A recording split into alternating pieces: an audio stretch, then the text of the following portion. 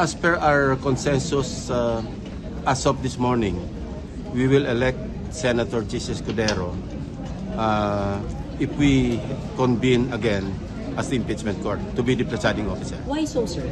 Lawyer Kasi para, at saka may experience na rin siya sa impeachment. So, yun ang yun ang consensus namin as of this morning. Pwede magbago. And si Senator Win mismo, Senate President Pin ang nag-suggest din nun. Sir, sorry Yun ba kasama ba yan sa negosasyon ng paglipat ni Senchis? No. Kami yun, nag-usap. Para lang maging smooth. Kasi alam nyo, pag ikaw nag-preside, kailangan talaga meron kang hindi basic knowledge sa law. Yung rules of court, evidence. Kasi once na merong mag-motion either from the prosecution or defense, merong pagkakataon na kailangan mag-rule ka immediately, di ba? Yes, sir. Sustained, overruled.